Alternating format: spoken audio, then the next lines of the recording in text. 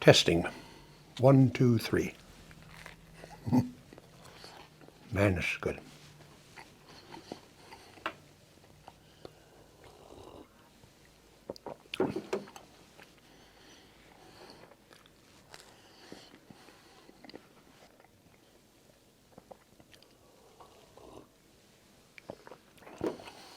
Well, that tested out just fine.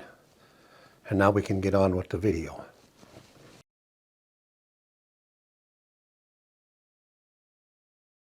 Our video today is going to specifically deal with a kitchen cabinet, a base cabinet, and much of the information that in this video can also be used for the upper cabinet in your kitchen. So let's take a look at a base cabinet, one of the sections of a base cabinet, and talk about the basics, the terminology of the cabinet. The image you're looking at right here is the left side of a box, a cabinet box. It has the line boring in it, and you'll notice that there's holes drilled in the box on the left side and on the right side. Now you can go to a box store downtown like a Menards or a Home Depot and buy blanks like this with the holes already drilled. But what you'll find is that the holes are the same distance from the front edge of the material to the line of holes as they are from the back edge of the material to the line of the holes, which would be 37 millimeters, and that's what you can buy downtown. I don't like it that the back line of holes in a cabinet is 37 millimeters setback. It doesn't work very good. Hard to get the shelf to stay on when they do that. The right side of the cabinet is identical to the left side, except that it's the other side of the cabinet. And you can't see the holes on it because that's the inside of the cabinet. So there's the left side and the right side of the box that we're going to build. Next, in the image here, we're looking at, we've added the bottom of the box to our little cabinet sample here. So we're starting to assemble the box now. You could actually make the cabinets extremely wide. Ours is sort of narrow, but I've made in this household cabinets up to 30 inches wide. They work nice. I like it. So anyway, you can do whatever you want for width. That bottom piece now is going to start to assemble and make the structure for our cabinet. So now you're looking at the back of the cabinet. This is going to square everything up when you're building the box, and then this is what you would attach the cabinet to the wall with. If it was an upper cabinet, you would have maybe a hanging strip on the back of the cabinet box. In this image, you're looking at what in the industry they might call it a stretcher.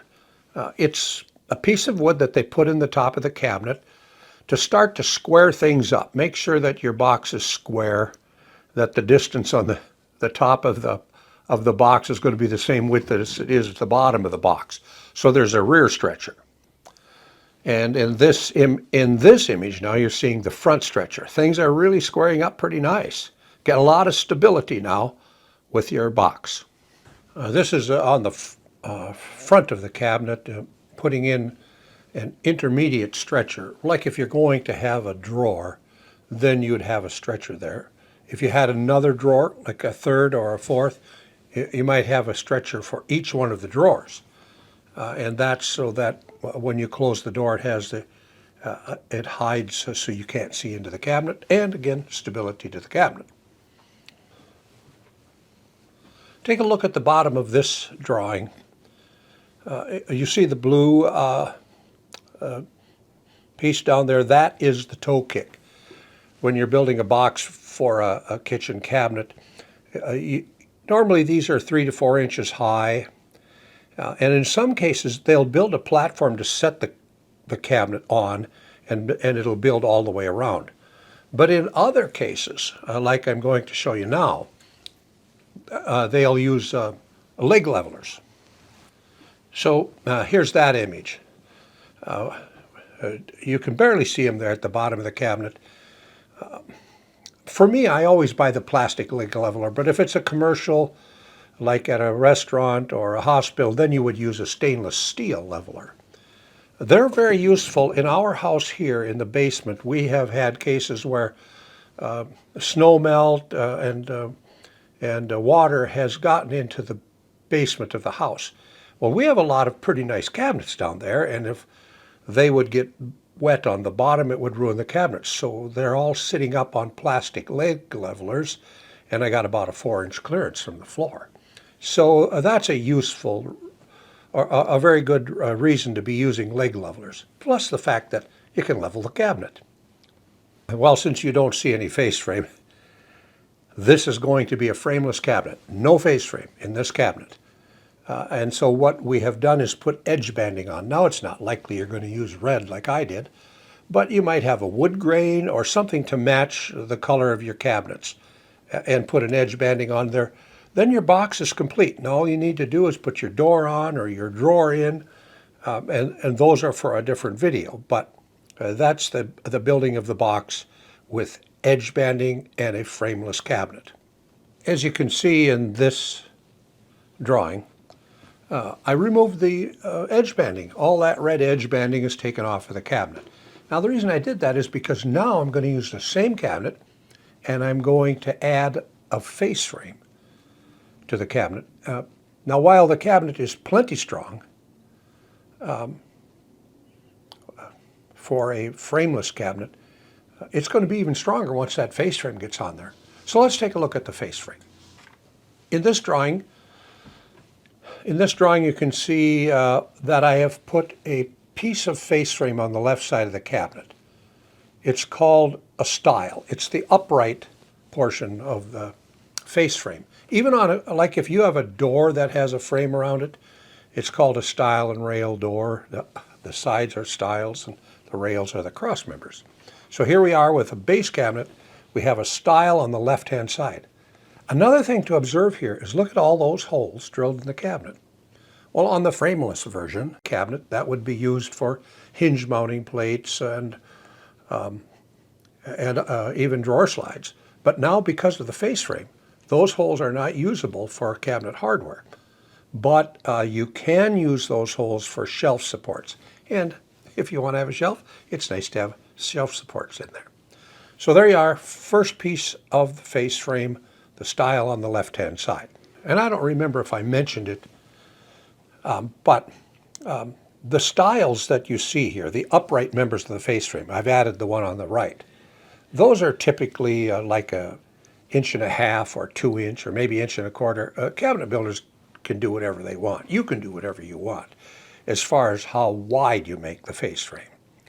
But normally, I would say you should stick with 3/4 inch thick because a lot of hardware that's built these days is designed to work with a 3/4 inch thick face frame. So there you are, the left and the right side of the face frame stiles.